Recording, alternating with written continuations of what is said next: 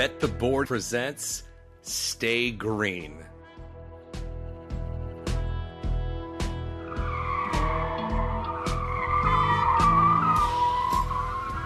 Stay Green is your first stop for all the metrics, matchups, and money-making opportunities at the track each race week.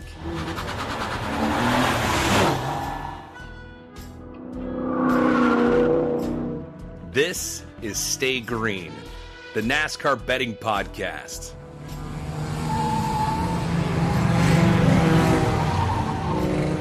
Here are your hosts, Todd Fuhrman and racing analyst Chris Werme.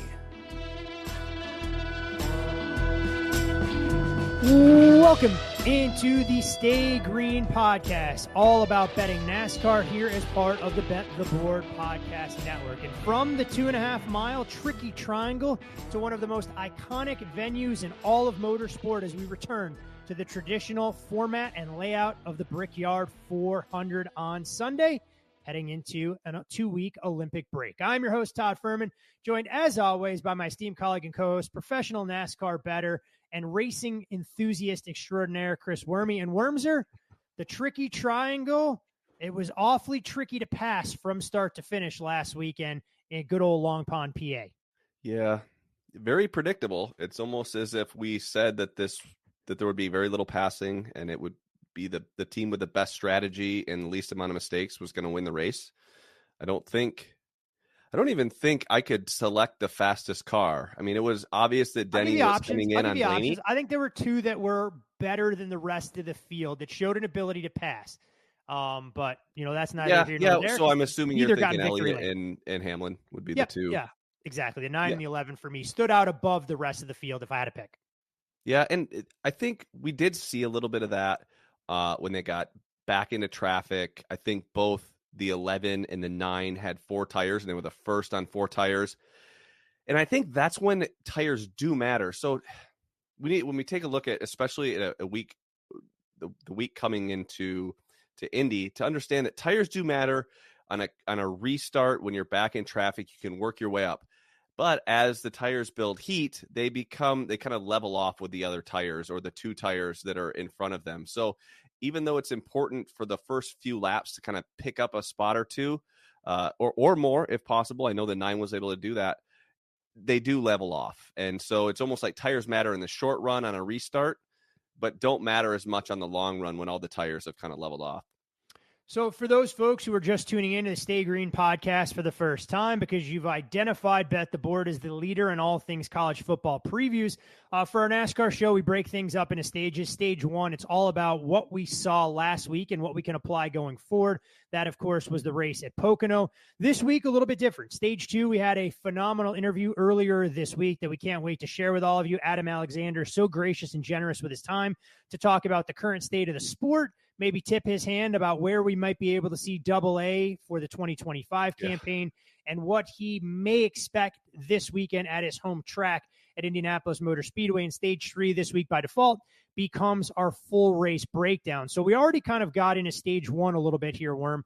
And when we mentioned Denny Hamlin and Chase Elliott, we do a disservice a few minutes into the show about the guy that actually found his car into victory lane, and that was Ryan Blaney, who led a race-high 44 of the 160 laps. He undercut Stage 2, and Alex Bowman and Denny Hamlin were unable to mount a charge in that third stage. Fuel a non-factor because we got a bevy of caution laps during that final stage as well. But we have to give the 12 credit. We were ready to write off the Ford camp early on in the season, and suddenly Team Penske may be one of the hottest race teams going, as all 3 members already secured passage to the playoffs, and Ryan Blaney wins his second race in 5 or 6 weeks. And he did it in very championship form fashion with enough speed in the race car, being flawless on restarts, and being flawless on pit road. If you look back at who won the race off pit road there at the end of Stage 2, or actually it wasn't necessarily won the race at end of Stage 2. It was the caution they got once everybody was in the window. So it was essentially the last pit stop. And Blaney did not win the race off pit road. We had a couple cars have an issue in one segment, and one of those being the leader off pit road, which had been Kyle Larson, who I think you could take probably 15 cars and put them in that first spot with 2 tires and they'd probably hold off pretty much anybody. I think Denny Hamlin for sure holds off the entire field. Bowman, maybe not, but yeah, you can't make mistakes here, and you can't make a mistake with strategy. You can't make a mistake on pit road, and you certainly can't make a mistake on restarts. If you're able to do those things very, very well, better than the field, you're going to have a good chance to win, and that's what we saw Ryan Blaney do this weekend. When we look at the back half of the field, the playoff picture gets to be even more muddled than it was going into Pocono. Ross Chastain finds himself completing a grand total of 50 some odd laps, comes home 36th, and what looked to be a relatively comfortable lead over the 23 of Bubba Wallace gets cut in half. Bubba, much to our delight, ends up cashing our best bet comfortably home at that under 15.5 finishing position. I know that number went off as short as 13.5. So thankfully, it didn't end up landing in the middle. But when we look at some of the other drivers in terms of who had good days, who had bad days, I mean, RFK, they improved their finishing position from where they started in Brad Kay and Chris Buescher, which I think might bode well for this weekend. And then you look at Joey Logano. He starts 10th, finishes 5th, but Kyle Busch continues to struggle. And the 8-car Werme, I have as much confidence out there on the track each and every week as I would if you or I were behind the wheel. Yeah, exactly. For RCR. I think the point to make about RFK is both teams did a great job of getting their drivers to the lead. You know, it's one thing to say you're going to try to steal track position and do whatever you can in order to lead laps or just give your driver a chance on a restart on the front row. RFK did that, and they weren't the fastest cars in practice. I thought they were consistent cars. I thought the 17 was maybe a tick behind the 6. I thought maybe the 6 could pass a little, but both teams did an excellent job of going out, leading laps, running fast laps, and then not getting passed once they took the lead. So credit to that team to be able to do that. And they're going to have to do it again this week because only 2 guys can lead the field to green, and only 2 guys can be on the front row for restarts. And we're going to see that this week where once things kind of stretch out a little bit, 2 or 3 laps after a restart, it's going to be really hard to make any passes. Yeah, we'll get to our full breakdown of what we can expect at Indy, but we, of course, will do that in Stage 3. So we'll wave the green-white checkered flag and put a bow on the Pocono weekend. We teased the interview with Adam Alexander at the top of the show, and that is the perfect way to kick off Stage 2. It's always great when we get a chance to chat with friend of the program. He jumped into the hot seat last year for a Stay Green interview, and he was so gracious to do it all over again. Those folks who have been fans of motorsport in general, whether it's NASCAR, whether it's Indy, whether it's the Cup Series, the Truck Series, Xfinity, they know this gentleman all too well. And you, of course, can follow Adam Alexander on X at Adam1Alexander. Adam, it's great to have you back, my friend. Hopefully you've been enjoying a little bit of downtime after the Fox portion of the NASCAR schedule came to an end. No doubt. This time of year is always crazy. It's a big adjustment from lots of conference calls during the week and lots of prep work and watching old races to a little bit of relaxing, maybe some time by the pool, a little extra time on the golf course. Unfortunately, my handicap, despite the downtime, is not going in the right direction. So that's my only issue right now. I mean, Chris, do you want to offer your services? I mean, I know you've been waiting for a time in this program to humble brag about how you performed last weekend in Kalamazoo. So, you know, maybe you should lend your services to Adam, whether it's through a video tutorial or flying out to Charlotte to try and work on his short game. I guess it depends on how good he is. I don't know. Like, it's all relative in the golf world. I used to think I was good, and then I moved to Scottsdale and realized I was not very good. Then I moved away, and now I think I'm good again. So I guess the handicap is all relative, but it's nice to be out on the golf course. I can't imagine the change up. I guess first question, I'm not someone that has a media background. For those of us that create content in the betting world, it's kind of just a bunch of rogue guys that we've kind of met on Twitter. What does a week look like for the broadcast? What kind of meetings are you having to get everybody on the same page? And then who's in that room with you? So that's a great question. And, you know, I would tell you that COVID changed some of that because of Zoom and the doors that opened to get things done. So we typically, well, for me, the week starts, if I did a Saturday Xfinity race, I will typically watch that back sometime on Sunday. Then I will spend Monday doing some of my own research, and usually we'll have a one-on-one with our producer where we can just put some thoughts on the board of things that are on our mind or that jumped out to us, just advancing the storyline to the next weekend's race. And then I will usually spend Monday at some point watching last year's race from the upcoming track, just to make sure that I'm, well versed on some storylines maybe that will carry over from the year before, or some things that from a team perspective might pop up, or drivers that we want to pull some videos, so that when we go into Tuesday, I kind of have my arms around all the storylines, because Tuesday is a big day for us with conference calls where everybody is on a big Zoom and just having an open conversation about what do we want for this week, what are our priorities, what should we be looking at. All of our stats and information people are on there, maybe giving us some information, maybe taking some notes on things that they can follow up and research.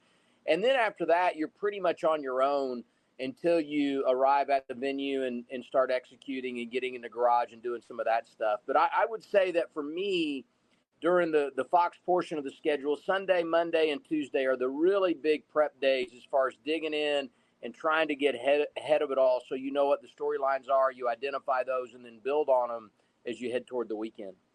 Along those same lines, Adam, how challenging was it for you when Fox decided, hey, we think it'd be great to pair Adam up every Saturday with a Cup driver, to try and get those guys to buy in initially, do some of the homework rather than just show up and think that they could talk about their own experiences?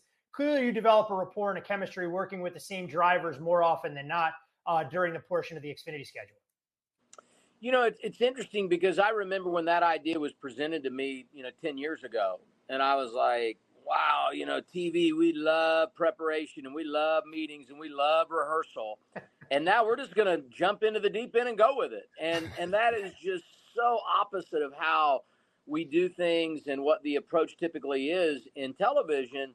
But, I think it really helped me grow as a broadcaster into understanding and developing this style of, it's more of a conversation. That's what the fans want. That's what we need it to be anyway.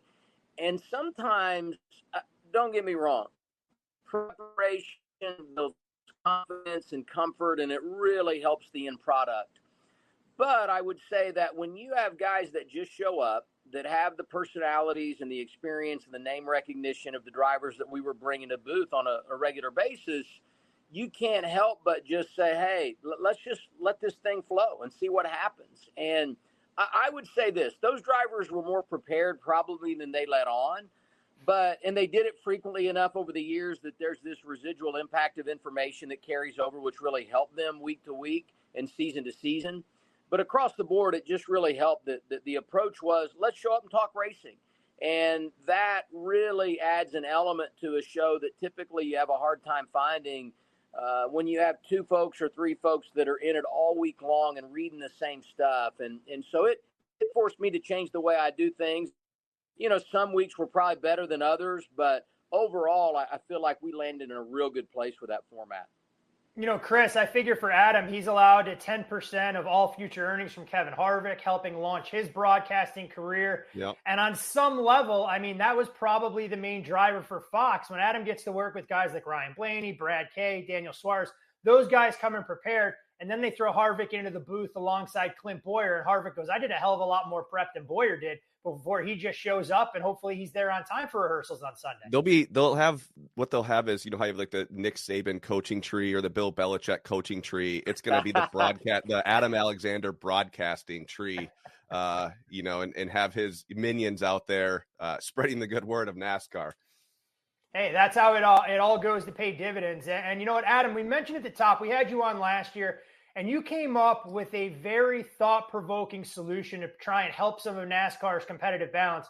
Chris, I feel it's probably a little bit better coming from you, given the news that we saw come down about what NASCAR is going to do post-Olympic break when we head back to Richmond for the second time this season. Yeah, I went back and listened to our interview from last year, and when we discussed with you about what changes NASCAR could kind of make to maybe help passing, and you said a variable tire. And if it's just kind of ironic that the simulation serves this up to us this morning, that we're going to have an option tire heading into Richmond, I guess, how will they measure success when it comes to this option tire? Yeah, that's a tough one, because I feel like so many times a good race, right? And I put that in quotes because everybody has their own vision of what a good race or a bad race is. so much of that is dictated by time and place and when does the caution fall. Yeah. And there's just so many elements that go into that. You could watch a race for the first 350 or 400 laps and say, like, man, there's just not a lot of meat on this bone. And then, boom, a caution comes out, and some guys take the wave around, and the right guy gets the free pass, and somebody takes 2 tires, and somebody else takes 4. And all of a sudden, we forget about the first 350 laps, and all we're talking about is everything that happened in the final 50 laps. And so I would say that an option tire, not only because you have options in which tire, that you're putting on, it gives the teams a chance to vary their strategy. And to me, the variance is really what opens the door to creating great racing. And one thought I've had forever, and I've seen this, a little bit in the Xfinity series where tires are limited. And so sometimes, you have to manage, how am I going to handle this? Because if I pit now, I don't have those tires to put on later. Typically in a cup race, we've seen a little bit of this play out, but typically in a cup race, comes out, you pit, you take the tires, you have enough sets of tires that you don't have to worry about tire management. To me, when you can vary what tire teams are on, what drivers have and versus another driver, I would say that you open the door, even if one driver isn't decidedly better than someone else because they have better tires or maybe they're on the primer tire, they can make some ground up that they wouldn't have been able to make. And so you introduce some racing that maybe wouldn't be there. The balance changes a little bit, and that creates some great storylines. I do think you have to be careful on the option tire. Not that it's going to be confusing if you're on one or the other, but it can get a little bit watered down in what you're talking about in the broadcast and making sure that you share that with the audience the right way so everybody knows and understands what's going on. But I do feel like the tire can play a huge role in the competitive balance and the racing that we're seeing and change the outcome in the eyes of the fans on if we saw a good race or one that maybe had something that was left to be desired.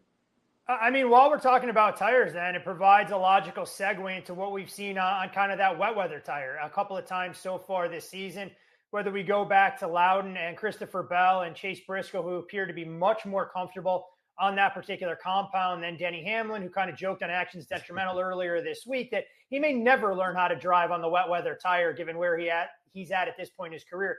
Do we feel like NASCAR is trending in the right direction, that we've seen it at Loudon, we saw it in Chicago, and that some drivers, maybe those that are a little bit younger, are going to benefit more than some of the old grizzled veterans who just kind of go, the hell with it, we don't want to embrace this any more than some of the guys wanted to embrace the road course discipline that usually was an afterthought up until we started to include 5 or 6 races annually on the schedule. It's funny, that's the analogy that I was going to use, and that is, you go back 10 years, and road course racing for so many was about survival. Drivers had no interest in being good at it. It's like, we got to do it. Let's do it. Let's go to Sonoma. Let's survive. Let's go to Watkins Glen. Let's survive. Let's let all those that are good at this handle it. If they get a win, so be it. We just want to survive till next week at Michigan or Pocono or Indianapolis or whatever's next on the schedule. And now the dynamics of that have changed, right? I mean, everybody seems to be good at road racing, and drivers have adapted, and we've seen the versatility in their backgrounds that have allowed them to come out and be very successful road racers. And I feel like the next iteration of that is the wet weather tire. And now that it's happening on the ovals, it's going to force these drivers to get good at it because it's going to become a big part of what we see on a regular basis. I love what it's brought to the game.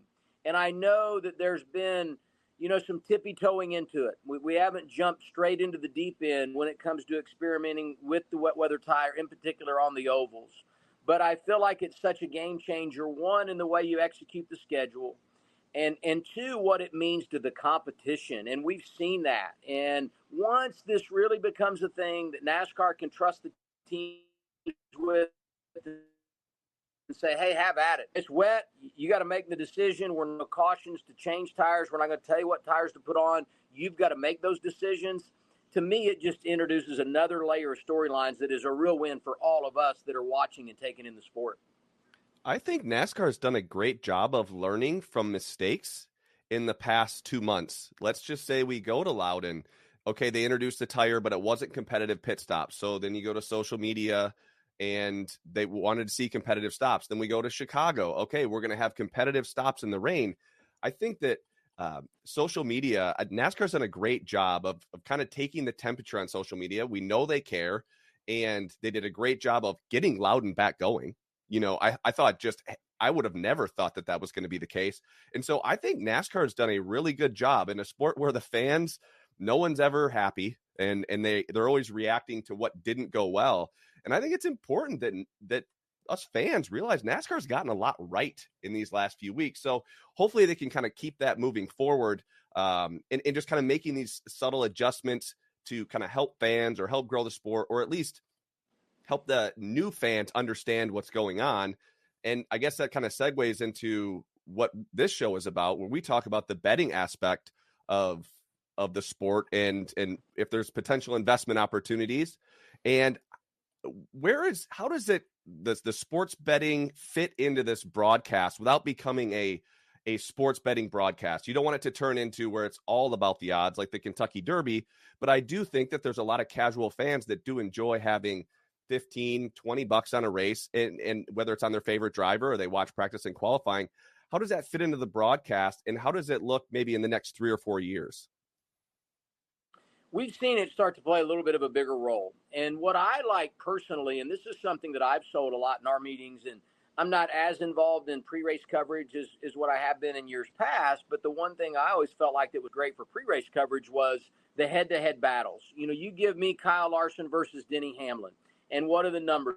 To me, that is the easiest thing to understand as a fan of the 5 versus the 11, and then building off of that. And I would say that, sports betting has become so much more a part of the conversation beyond NASCAR that fans, and I know personally speaking, I'm not going to pretend to be an expert. I'm not.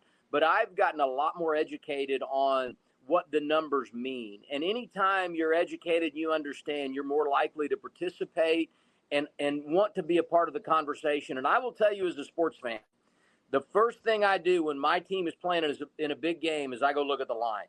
Because I know that the fans know, where's that money going? And, hey, I've heard this with the election that's going on right now. It's like, who's going to be Trump's vice presidential nominee? And these journalists are like, well, actually, I'm looking at the betting line in Vegas to see, who it's going to be, because people tend to know. And it's which way is the money moving.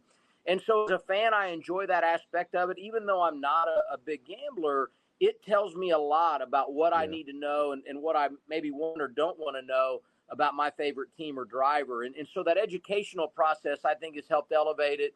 And then you go to next year when we have the in-season tournament and we have that head-to-head bracket that's set up week after week. That's going to be another level that helps introduce the fans to that side of it, in my opinion.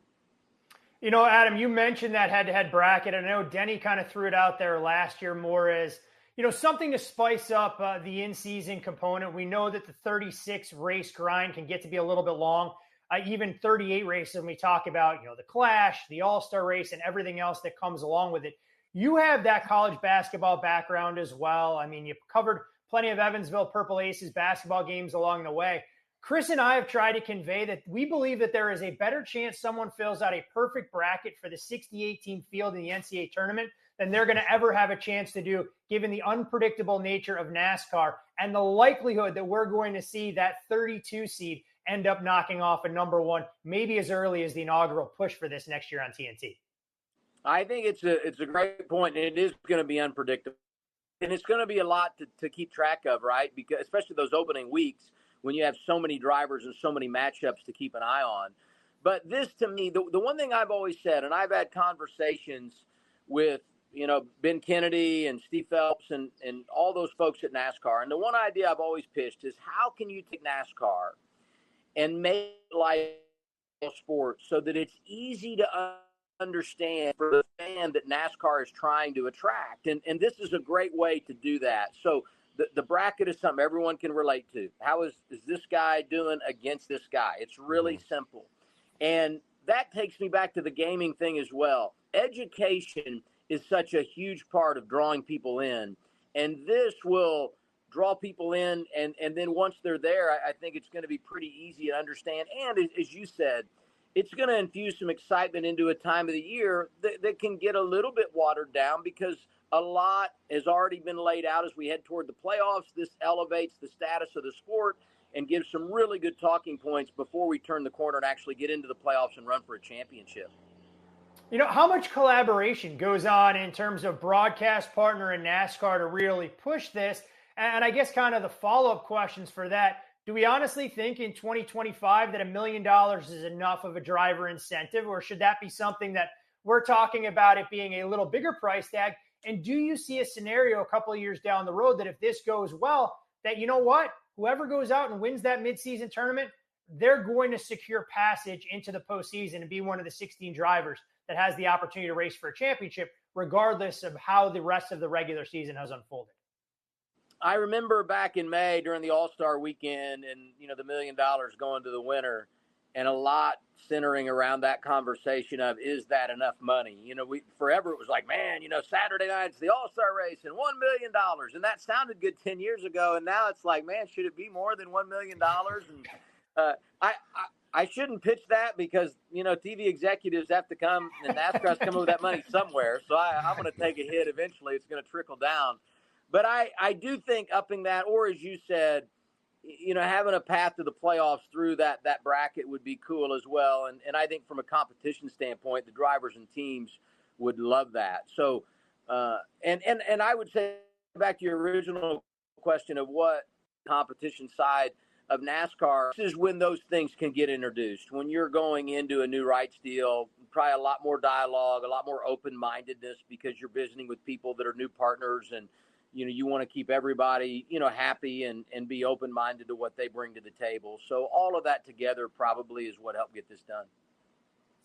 Go ahead, Werme. I know you had a question about a driver who's trying to keep his long winning streak intact, and maybe Adam can help solve everything that's ailing the A-team right now.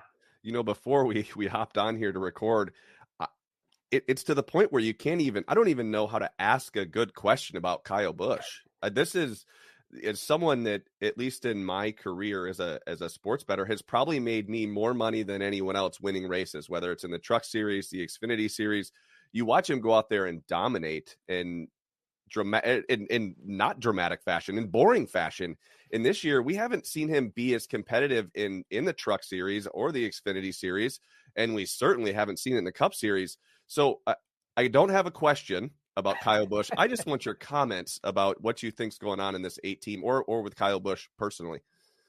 It's been a major struggle. And what's hard to figure out, you know, about that is when you look at the manufacturer side of things. I know Trackhouse hasn't been, you know, unbelievable this year, but Hendrick Motorsports has been, you know, just off the charts with all 4 of their drivers winning and locked into the playoffs and not just winning, but winning multiple times and making the statement that they've made now that we're a little bit past the halfway point in the season. But, you know, the one thing that I would point out about Kyle Busch is that if you go back to that second race of the year and how close he was to winning at Atlanta, and man, you know, like we're talking about a few feet. And if he wins that race, we're not even having this conversation right now because he's got the streak going. It's 20 straight years of winning. Yeah, he's locked into the playoffs. And as we know, that kind of fixes everything. Think about how little we've talked about Daniel Suarez. Exactly. Right? I mean, Daniel hasn't had the greatest year. He's had a hard time finding his way to the top 10, but he's won and he's in the playoffs. So we really are kind of like, oh, he's good. And with Kyle Busch, it's like the sky is falling, and rightfully so with a 42-race winless streak. But he was inches from erasing all of this conversation with a win in that race when they finished 3 wide with Suarez and Blaney and Kyle Busch. It's frustrating because I think Kyle still got it. I think you could push this narrative of, man, you know, he's kind of, past his prime and, you know, he just doesn't have it anymore. And he's got a couple of kids and he's more interested in Brexton's career and he's not racing Xfinity as much and, you know, whatever. And the reality is, I don't believe any of that. I believe if he's put in the right situation, that guy is as good as he's ever been. I think he's as competitive as he's ever been. And I'm not into rooting. It really doesn't matter to me who wins races, but I want Kyle Busch to win and keep this streak alive. It's one of the cool things that I've witnessed. I hope he wins and keeps it alive. And And the playoffs are better with Kyle Busch. The sport is better when Yes. Kyle Busch is competitive. Whether you like him or not, from a journalistic standpoint, he is a fun guy to be very valid in the sport. Well, I mean, Adam, when we mention race teams and we look at the dynamic, you mentioned Hendrick. We know that they're always going to be stout. Joe Gibbs is more than okay. Penske seems to have found a little bit of wind in their sails with all three of their drivers winning races recently, and Ryan Blaney's current form maybe being amongst the best in the series. But when we look at some of those, I guess for lack of a better term, second-tier teams, we've seen Spire, Front Row, go out there and make investments in their organization. We know about the consolidation that's coming from SHR. When we look at NASCAR in general, from the Cup level, Chris and I love parity. We love to see different drivers come and go each week. It creates opportunity in the betting market. From a broadcasting standpoint and some of the conversations you've been privy to, do we think NASCAR is heading in the right direction in terms of having more and more drivers that can win races on a week-in, week-out basis, at least from the perspective that these teams are willing to put money into the product and try and return to what we saw during the first season of the next-gen car, where there was a lot more parity when everybody was trying to figure things out? Well, I would say this, you know, Trackhouse has become a valid player, and that's a big one, and they're going to add a charter next year, and, you know, who knows what they'll be able to do there. When, you know, Colleague was strong for a while, and they've slipped a little bit, right? I mean, they haven't been, you know, quite as good, and so you hate that for them, because I felt like they were one of those teams that was on the climb. 2311 continues to grow, and, you know, they add a charter, and there's no reason to believe that they can't have, you know, three teams in short order, and, you know, coming years that will be very, very competitive and have a chance to win. And so, you know, Brad Keselowski and what he's been able to do at RFK. So I feel like the elements are there for some teams that you would expect to be there. Now the question becomes, what is the Haas factory team now that they have downsized? What is Front Row Motorsports as they continue to grow? How is Spire as they have some consistency now? They add some, you know, better drivers, and they continue to grow their program with some of this young talent that they've added with guys like Carson Hocevar and Zane Smith, and then Rodney Childers coming over as well. Yeah. So anyway, I think that those are the questions that have to be answered. Will the personnel make a difference? The one thing that makes all that a challenge for anybody trying to grow and get better is that in this new charter agreement, both Hendrick Motorsports and Joe Gibbs Racing are going to be grandfathered in with 4 teams. And I can tell you, the competitive nature of Joe Gibbs and Rick Hendrick and all to do in their organization, it hasn't changed. They want to win every race, every weekend, and they have the resources to get it done. And that makes it hard for the Spires and the Front Rows and the Trackhouses of the world to come in and make a big splash. Yeah, I totally agree. I think it'll be interesting to see what happens and what unfolds as these smaller teams just keep adding resources, and whether it's through, you know, human capital or financial capital, it's going to definitely make things interesting in future years. To kind of go back to where we were last year, we were talking about Ford struggling, and then Ford goes on to win the championship, which is kind of just this middle of the season lull. We were talking about the 5 and the 24 dominating. You know, who's the sleeper team this year? You know, because it seems to me, and I guess it's always been this way a little bit, but you kind of just got to get hot at the right time. I feel like it's very similar to the NHL playoffs, where teams just get really hot, or there's a hot goalie. That's what we saw last year with Ryan Blaney. That's what we saw the year before with Joey Logano. Is there a team, can Trackhouse kind of find something and then they you know, start to compete with these other Chevys, or is it kind of the 5, 11, and the 20, and everyone else needs to go out and win races to cement themselves in that Final Four and make it to Phoenix? I don't know that I would put a team out there as much as I would put some individual drivers that are maybe on my radar. If I had to go team, I might go RFK, because Ford has won 5 of the last 9, and, you know, Brad won at Darlington, and I'm a big believer in Chris Buescher, and we saw how hot they got, you know, late summer last year, and I believe that they're just knocking on the door, and if everything goes their way, especially when you look at the collection of tracks in the playoffs, I think that Chris is a guy that could do some damage. Yes. Other individual drivers that I would look at, Ross Chastain, and I know that he's fallen into a place now where if we get a winner below the cut, you know, he could be on the outside looking in, not even make the playoffs, and I realize that Pocono was a major for them, and they've been on a big slide in recent, but He's just a driver that, to me, has the right mindset to go out and be successful in this playoff format, and the kind of guy you don't want to see in. So even though a lot of the signs don't point toward Ross right now, if they could get it going here post-Olympic break, get into the playoffs, they might be able to make something happen. And another driver is Truex Jr., and I know that's not going out on a limb with a driver that's won a championship, but if you look at Joe Gibbs Racing, it's kind of been the Denny Hamlin, Christopher Bell show. And we haven't talked a lot about Martin, but he's quietly put together some pretty consistent numbers. And he's someone that can win at a lot of styles of track. And I think there's going to be some added motivation when you consider that this is it for him. So those are maybe some of the dark horse drivers. Maybe Bubba Wallace, although Bubba's got some work to do to get in. Maybe Ty Gibbs, although I keep thinking this is the week, and they still haven't won. But I probably wouldn't put an organization out there this year as a dark horse as much as I would some of those individual drivers that could go get it done. Well, I mean, Adam, you mentioned Ty Gibbs, and when you watch his odds on a week-in, week-out basis in terms of the way the betting market responds, odds makers have struggled to price the 54 more often than not. We've already seen him take money this week for Indy. We know he sat on the pole last week at Pocono, went off right around 7-1, and those engine troubles doomed his day a lot earlier than anticipated. But you mentioned Martin Truex Jr., and Chris and I talked a little bit about him at the top of the show. In my opinion, I thought he was going to be a lot faster at Pocono, but we have a similar style track this weekend at Indy. It's a track all too well, being a Madison, Indiana boy through and through. Before we get into some of the drivers to watch this weekend, are you excited that we're going away from the Indy road course back to the more traditional Brickyard 400 layout this season? I really am, and that's nothing against the road course. I thought the road course came at the right time.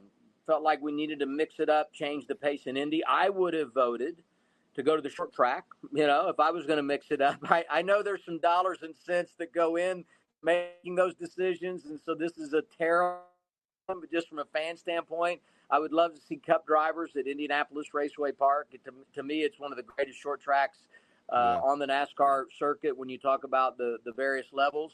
But I thought the road course did come at a good time, and it needed to happen because the Brickyard had gotten a little stale. But this weekend, I'm excited about being back on the oval. I'm excited about this car on the oval. And, the next-gen cars produce such great racing, the Gen 7 at the 1.5 miles.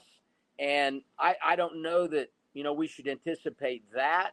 But I do feel like we could see some enhanced competition this weekend over what we've seen in years past on the oval, and we'll see. But I'm very fired up about the return of the traditional Brickyard 400. Yeah, I think it's also – I think it'll be very similar to Pocono. I think if you're within a certain amount of seconds of the leader, you will be able to undercut stages. So I actually enjoy this style of racing as we approach the end of as we approach the playoffs, because it does put guys like Bubba Wallace, Ross Chastain, even Denny Hamlin kind of giving up the win last week. Hey, let's leave with 10 stage points. Let's leave with a playoff point. And so I do like this style of racing. I do have some concerns about passing. We didn't see a pass for the lead outside of maybe a restart last week, and you needed help. So I think, is there a chance tires matter this week? I doubt it with the things that have happened in the past at Indy where you did have tire issues. So I think that, could we see a race like Pocono or Indy where you can undercut these stages, maybe be a cutoff race in the first round of the playoffs? I think that would be fascinating to see, because this strategy is important, and it's even more important when you're talking about 2 or 3 points advancing to the next round. I'm just curious your thoughts on that. Yeah, I do like it. And, and for the fans that don't understand it, I mean, if you're within whatever the teams have done to math, close to the leader, you can pit, get your service, not lose a lap. And then once the caution comes out and those guys that are chasing points, it puts you at the front of the field. And it kind of goes back to that concept we were talking earlier where you get guys out of balance on tires, and it introduces some racing maybe that wouldn't have been there if you hadn't had the strategy play out. I think it's great, especially this time of year. It would be awesome to see something like this in an opening round of the playoffs where you have all these opportunities to do this. And, if you get the cautions at the right time, you're going to see that anyway at a lot of tracks where teams flip the stage.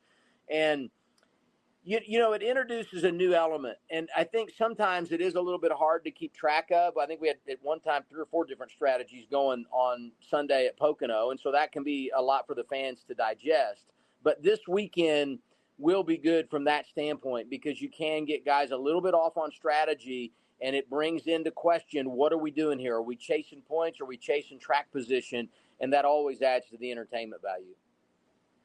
I mean, I give NASCAR credit. I know we haven't gotten a full look at what the schedule will be next year, but we know they continue to tinker with that playoff format in terms of where the races fall in the schedule. And I think you guys bring up excellent points talking about anytime that we can introduce a variable for a higher leverage race, it adds a unique component that I know it makes it a little tougher on the broadcasters, Adam, to fill everybody in on the various strategies that are going on concurrently. But as a fan, when you get down to those final 12 to 15 laps, it no doubt pays dividends. And I'd be remiss here before we let you go if I didn't ask you some of the hard-hitting questions out there. September 2013, Race Hub started on Fox. June 11th, 2024 was the final show. Some of your fondest memories, I know you won't miss Steve Craddock, Lindsay, and our friend JMO yammering in your ear about trying to get in and out of breaks. But if you can peel back the curtain about some of the relationships you've been able to forge with the drivers, some of those great folks in Charlotte, and what you'll miss most about doing the longest running studio show that we'd seen in NASCAR over the last decade plus?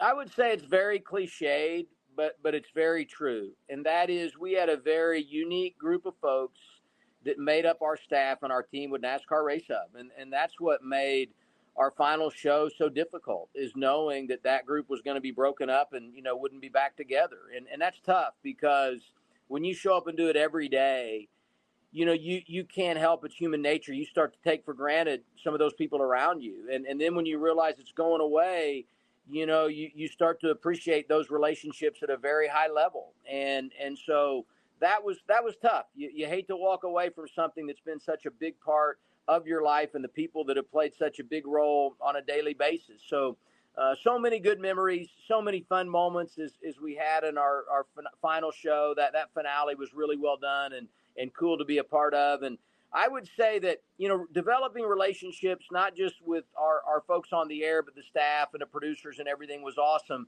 And they really got to see what happened behind the scenes. And there were so many of those relationships that maybe were rocky at the track because it was like we were just somebody else coming to bother them for another interview until they came in and said, wow, this is just like what we do. It's a team of people working together to put a good product out there. And it really changed the relationship that we had with the competitors. So it was neat to see that develop.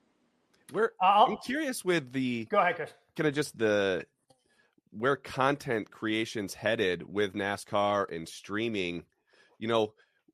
Can you take a peek around the corner and see where this is headed? Where the pre-race shows live? Is it going to be streamed and just where are we going? Because there's a lot of unknowns, headed into these next couple seasons.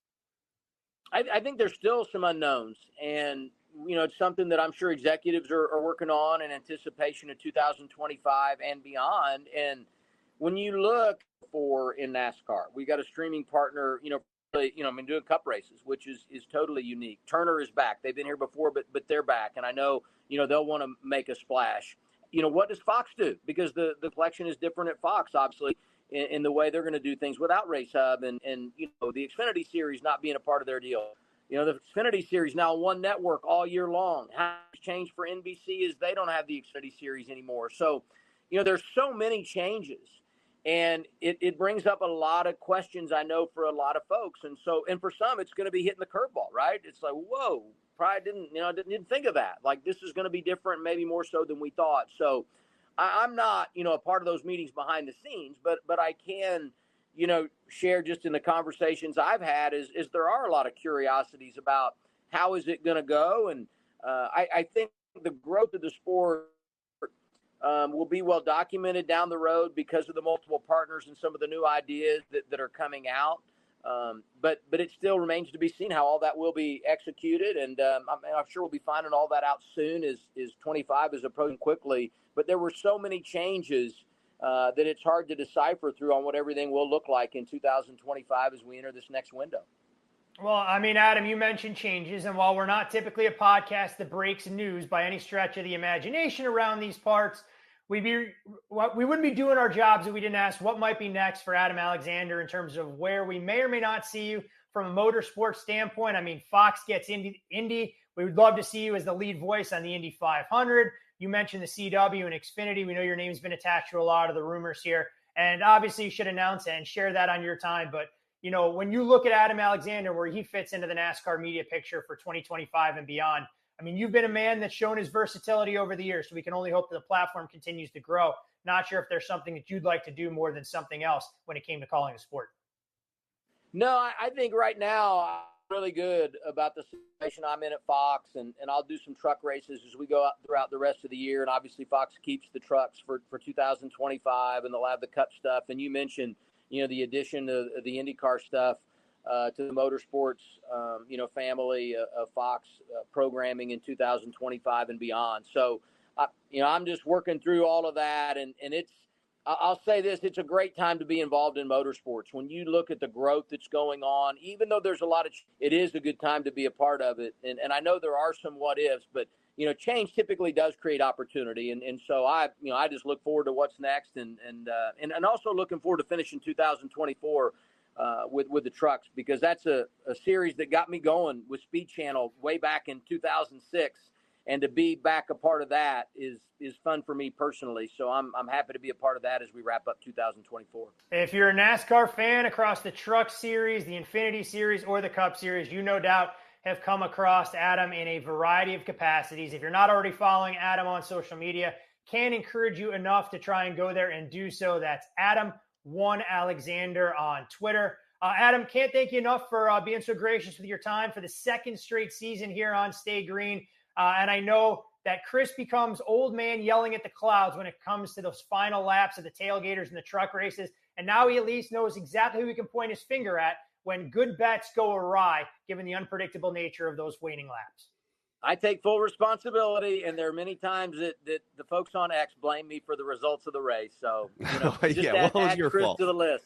Yeah, absolutely. Well, I think as someone that watches Xfinities or has watched the trucks in Xfinity for years, my Saturday voices, it's Adam Alexander 1, then Brent Musburger number 2. So that's hopefully we can see you in the future when it comes to more calling motorsports events.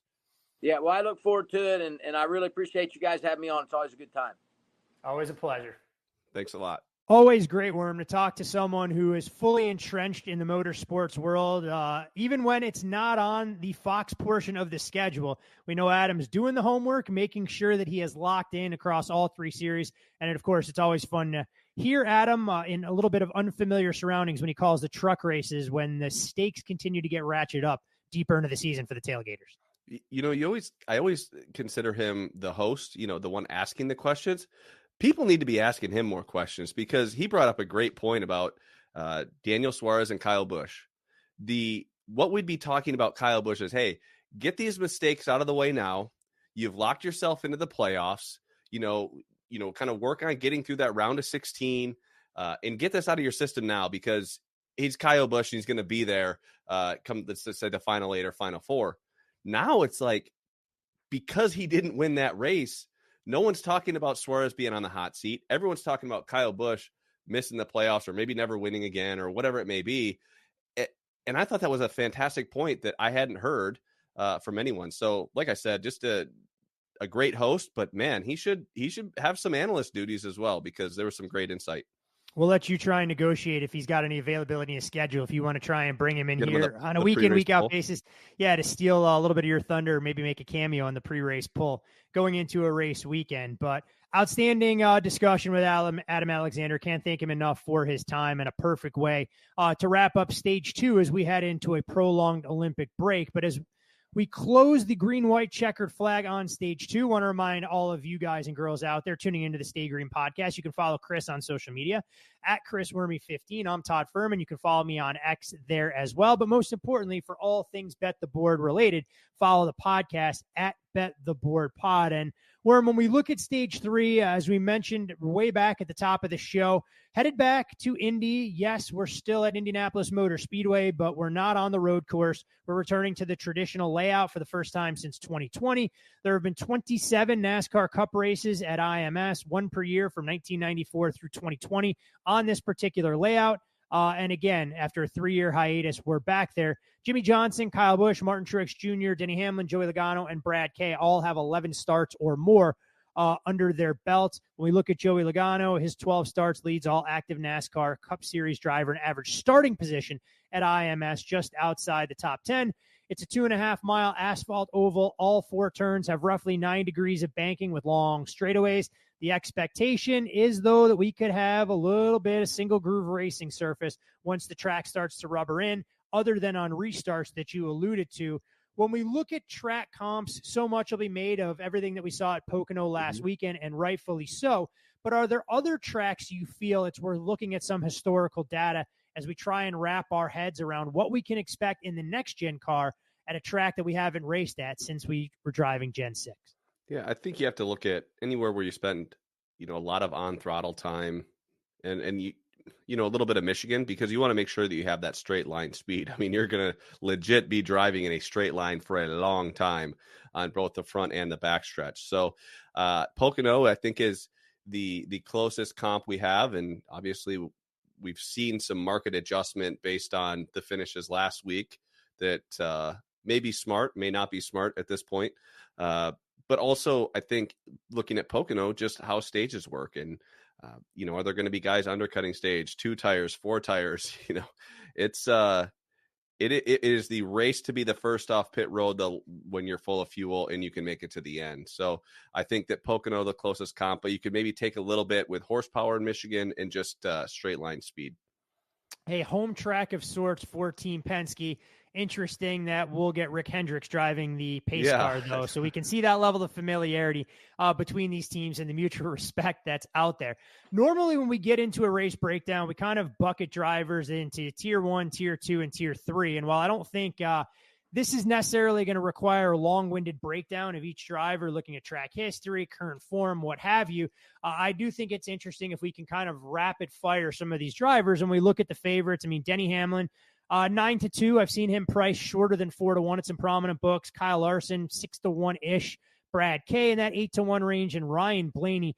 Those would kind of be the 4 drivers that odds makers are giving a little bit more respect to in terms of taking away some of the win equity in the outright market. If you got a quick nugget on each of those guys or how you're looking to approach that quartet.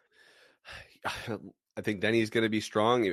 Arguably the best car last week at Pocono. He was able to make passes and lead some laps.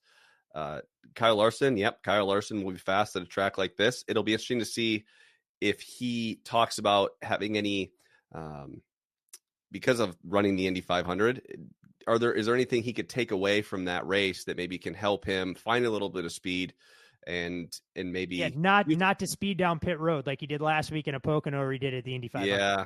Boy, that was brutal. And he sped. I'm pretty sure he sped in the Indy 500. So pit road's a tough one here. That's for sure. You're going to hear guys talk about how narrow that is. But yes, Kyle Larson, Denny Hamlin, both those guys can win the race. There's some rumors that Denny was much faster than the field at the test, but I don't know that the guys at the test were all that strong. Kyle Busch couldn't even last, halfway through the whole test before he wrecked. I think now, so those 2 guys, I understand their prices. I do not understand these prices on Brad Kay and Ryan Blaney. Ryan Blaney, maybe, but Brad Keselowski does not typically qualify well. And I think 8-1 is a little ridiculous. This is a complete overreaction to, I'm guessing, leading laps. Because it doesn't. I'm running up front. I mean, when you look at Brad, recent form, look, it's okay, but that 7th place finish last weekend at Pocono broke a streak of 6 races where he finished no better than 10th during that particular span, and to go off at a number this short, I'm not sure I'm ready to buy Brad early in the week. Yeah, I think it's important to remember that even though Brad had a good finish and he ran up front, he also didn't make any mistakes. What happened? if you look at a guy like Chase Elliott, who did have speeding on that final, I think he still finished. Did he finish 9th? So he was able to work his way up through the field. So to your point that there were a few cars that were able to pass, it was really impressive for Chase to actually work his way up. That to me was a stronger sign of a good car than someone just kind of staying in the top 5 all day, not making mistakes and being flawless on pit road. So I just don't see where this Brad K number, do I think he'll race well? Yes. But from an outright perspective, I think waiting later in the week, you could find another number. Brian Blaney, this has got to be some recency bias built into this number. Again, 8-1, just too short. If seeing practice, if he looks strong, 8-1 still on Ryan Blaney is still pretty short, even if he looks strong in practice. Yeah, I mean, even if Ryan Blaney goes out there, has the fastest hot rod in practice on Friday, puts it on the pole on Saturday, he's not going off at 3.5-1. No, at this particular track, in my opinion. Things start to get a little interesting when we drift into the double digits. We've seen Chase Elliott take some early money this week from 16-1 down to 12. Tyler Reddick, 12-1. William Byron, 12-1. Christopher Bell in that similar price range. Martin Truex Jr., his number has drifted a little bit. Joey Logano there. Ty Gibbs. I mean, a bevy of talented drivers, all priced north of 10-1, yet still shorter than 20-1, pretty much across the board. I can see why Chase took money. I think was kind of a sharp move there at that 16. I don't think there's much value there at 12, just because, again, doesn't typically qualify in the top 4. And I'd rather see him look good in practice, because Chase is also a guy that if he doesn't unload, and it's possible to not unload great even after having a great run at Pocono, he's a guy you can look to fade, because he's typically a little overvalued in markets. Just when he's running well, the public perception, they like him. So, I'm not saying that he's off limits to fade. Yeah, I think he's one of those guys where you could fade him across the board, like we've talked about in the past. He's a driver that has disappeared in races where you don't see Larson or Hamlin disappear. Truex, this is probably my favorite outright on the board. At that 14-1 price, there was some 16, as much as 16 at FanDuel. That didn't last very long. I thought he was the best car last week after practice. I'm pretty sure everyone did. Letarte was talking about it. Everyone was talking about it, but he never got to the lead and didn't really flex the muscles that he did in practice. So, but if that speed transfers over, you're going to definitely see a shorter price on him. Truex went off at 5-1 last week. So, you might be stealing some value if you take a 14-1 number. Reddick, a little short for me on Reddick. He was kind of a non-factor. It's almost like he seemed more of a pest to fast guys last week, where on restarts he was able to pick up position but not really capitalize on it, and just kind of hung around all day. Chris Bell, similar situation. William Byron, for a great starting spot, he's just been a little slumpy and hasn't really found a lot of speed. He's just been kind of a top 6 or 7 guy. So at this point, for all those guys, I would have to say Truex is the best price. And I have not played it yet, but that would be the one that I would look to in that particular group of drivers. When we start to get a little bit further down the board, you have guys like Chris Buescher, whose number shortened a little bit from where he went off last week at Pocono. Alex Bowman, it feels almost like odds makers rinse and repeat every week. Just stamp him at 30-1 and decide to bring him down to 20 if he practices well, or drift him out to 40 if he struggles. And then, of course, you have the playoff bubble guys that are doing everything they can to fight themselves into contention. I'm not even going to put Kyle Busch in that class, but drivers like Ross Chastain and Bubba Wallace into that 40-1 range that just haven't shown enough consistency. So when we look further down the odds board in terms of anybody that's mildly intriguing, do any of those guys stand up as buys or sells this weekend when we go to Indy? I would say, Buescher's a little bit intriguing at that 20 price. I wouldn't be upset if anyone at Bowman said that they liked him, but he's also a guy that if he qualifies 6th, he still goes off at 30-1. So I don't see the point in moving now. He's not going to go off sub 10-1. That's just not a thing. So you're still going to be able to get paid properly if Bowman is strong. All of these drivers I would throw into this bucket that are kind of that second or third tier, where they're going to need to steal track position to get up front. But if they do, and they're good on fuel, they could easily win the race. I do think that it'll be Hamlin, Larson, Truex, in my opinion, will kind of be the fastest guys after practice. and they'll be the tier 1 guys that you think can go out there and lead a lot of laps and win. And then there's just a huge group of these guys that maybe are adjustment away or a little bit of track position away from winning the race. And I would put Logano, Gibbs, Buescher, and Bowman in that group. I would also throw in Chastain and Bubba in this group. And then there's the Hail Mary guys. Then there's the I guess you could put Michael McDowell in there that could really take a risk. Maybe he pits 8 laps before the window and then hopes there's a bunch of cautions and he's just the last guy on fumes. We've seen that at this track. You could save a lot of fuel at Indy. I remember I've been to the race and I took my sisters, and I remember Greg Biffle was saving fuel because all the cars were at speed, and then he would go by, his car was off. So it'd be like, and then you just hear, and then that was Buescher or that was Biffle going by, and they're like, his car is really quiet. I'm like, well, he's short on fuel, so he is trying to make it to the end of the race without touching the gas pedal. And so it is, because the track is so big, you can save a lot. And I think you could see some Hail Mary guys, maybe throw Barry in there, although he's been a little bit stronger. But it'll definitely be interesting. If you get a funky caution,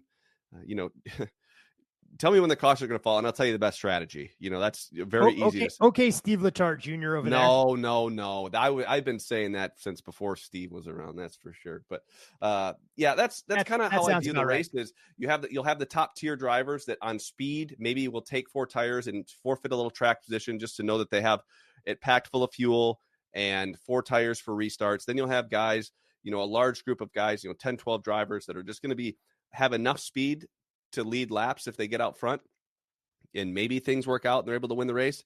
And then you're going to have the Hail Mary guys that are going to have to do something a little funky just to even be considered in the conversation, but will be fast enough if out front. If Michael McDowell gets out front, I certainly think for 3 or 4 laps, he could hold off the whole field. So especially in a must-win scenario. So that's kind of my take on the way that I'm viewing the race, just those bucket of 3 drivers. And then I guess, or bins, I think we said, and before the show you said, did you put Kyle Busch in the trash bin? I might put him in the recycling bin. But he's getting close to going into the trash bin with only a handful of regular season races still left to go. Yeah, it'll be Kyle Busch, another guy. If he's out front, he might be a Hail Mary guy at this point, which is just crazy to say. Well, Hail Mary, Kyle Busch is going to stay out and try to win a race. Those words are not words I thought I'd say in my betting career of Kyle Busch, unless he was starting his own team and they were struggling. But this is unforeseen territory, and it's really tough to handicap him. I mean, the Twitter comments is on Kyle Busch, because they always say, you're betting on Kyle to finish the race, yes or no? Like, that's a minus 110 both ways. It's a very F1 type bet. Will there be a retirement of the 8 car in any capacity to try and do it? Forget the outright market. Can Kyle finish the race and maybe do so on the lead lap? Yeah, that's crazy. But ultimately, this is not my favorite track to bet, because there's going to be so much strategy, and you're going to have to understand that, especially when live betting. And you're also going to need to pay attention to where the points are, because there's going to be teams that might stay out and win stages. I think, Denny last week decided to win stage 2, and that probably cost him the race. He never quite got back to the front. Maybe 10 more laps he does, but there weren't 10 more laps. So there will be a lot of risk reward on some of the stage finishes, and it'll be interesting to see how it plays out.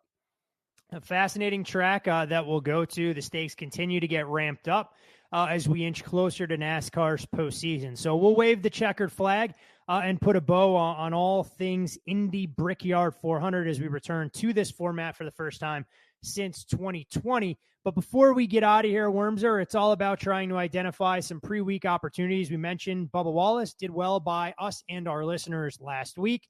What have you seen early on before we see cars hit the track that's worth trying to build that portfolio? Yeah, we're going to stick with someone that I just think is overvalued coming off of a win last week. We're going to fade Ryan Blaney with Kyle Larson. That's at Superbook. Kyle Larson's minus 130 against Ryan Blaney. I don't see this matchup flopping the favorite. I don't see a scenario where Ryan Blaney is a minus 150 or minus 160 favorite on Kyle Larson. I'm not saying that Larson's going to go out there and blow the doors off him. I'm saying that if we give ourselves an opportunity to bet it back if we need to, just because that market's only moving one direction, and which has typically been bad for us. Historically, I mean, look, I played 2 matchups last week. Each matchup moved 70 cents in my favor, and one of my drivers had a speeding penalty. The other one couldn't finish the race. So, yeah, I mean, pretty much par for the course with my CLV portfolio in the 2024. Yeah, NASCAR. I almost want if the market moves against us, you should probably just add at the worst price because it's an easy winner. If we beat the market by 80 cents, you should probably just bet it back or take the other side heavy. And be profitable. But ultimately, I don't think this is properly priced. I like Kyle Larson minus 130 over Ryan Blaney at Superbook.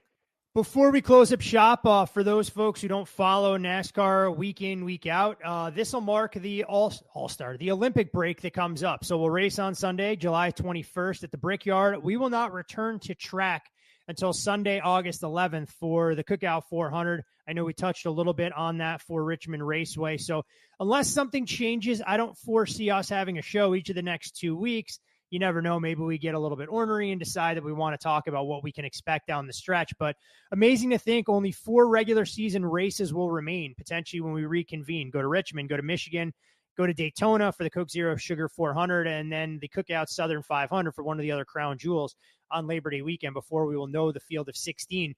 I know you've been on the road seemingly every other week leading up to the Olympic break. I mean, is this now where you park yourself at home, or do you and Mrs. Wormser have a little trip to wine country planned, or we just continue to baby-proof the house to be ready for early November? Yeah, you should see the work that's going on the other side of my office. I mean, it is a kid's room. My office is slowly changing, but we're taking a little trip down south next week. Have you ever heard of this place called Las Vegas?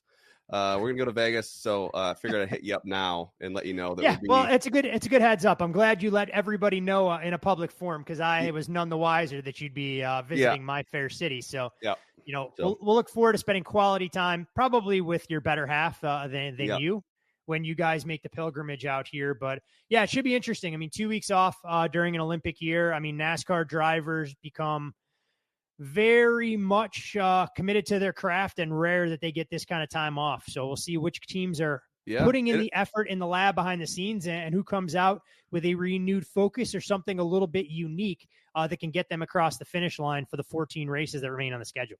Yeah, we'll see. I do think a break could change things. It's just a change, and whenever there's change, there's opportunity. So it'd be interesting to see how teams get back into form after having 2 weeks off, especially on pit road, because not that they're not going to be practicing, but the competitions themselves are much different than practice. So we'll see. There is no doubt about it. So to all of you loyal Stay Green listeners, most likely I'd say with about a 90% probability, we won't be back until we preview the return to Richmond the second week in August. Plenty of great Bet the Board content to keep you busy in the interim. As we mentioned, by the time you're listening to this show, we'll have all of the college football major conferences previewed, including the G5s as well. NFL previews slated for early August. The gambling calendar rests for no one. And when we get a brief respite, we try and do everything we can to take advantage. So best of luck with all of your investments this weekend. From Indianapolis Motor Speedway, the Brickyard 400. Thanks again to Adam Alexander for giving up his time and chatting a little shop with us for a solid 45 minutes and yield his perspective on what should be a busy finish to the season. But most importantly, as always, with a head-to-head matchup ticket on Kyle Larson, minus $1.30 against Ryan Blaney in hand, come Sunday afternoon, we'll see you at the window.